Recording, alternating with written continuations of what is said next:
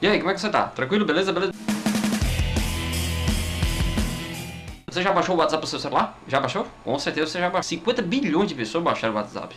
Faz até só tem 7 bilhões de pessoas. Até os ETs e outras civilizações de outros mundos estão baixando também o WhatsApp. Por isso o interesse em adquirir o WhatsApp por 19 bilhões. Eu teria comprado, mas só tinha 18 na hora. O interesse do Facebook de comprar o WhatsApp, e olha que o Facebook já é conhecido por violar as políticas de privacidade, é nada mais, nada menos para saber o que você está fazendo. Só isso.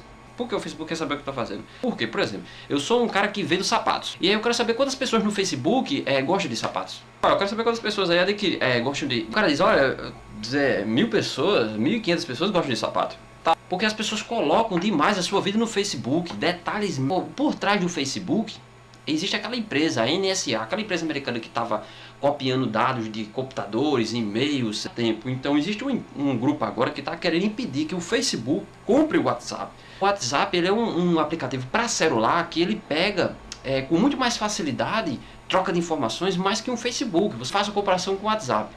O WhatsApp não só passa mensagem instantânea, mas também pode passar foto, vídeo. Então o interesse grande do Facebook é adquirir o WhatsApp por 19 bilhões, ou podia ser até por 30 bilhões, ele ia comprar. Por quê? Porque a NSA está por trás disso aí. Financia essas empresas.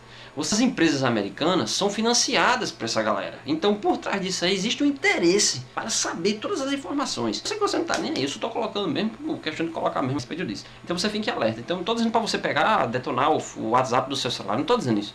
Só evitar colocar certas informações e ao mesmo tempo a gente tem que de alguma forma já baixa esse governo, esse mundo que a gente vive, que tudo no mundo a gente tem que estar aceitando, né? É só não aceitar tanto, né? Se você gostou do vídeo, você clica em gostei, comenta, divulga aí pra galera, tal, tchau, valeu!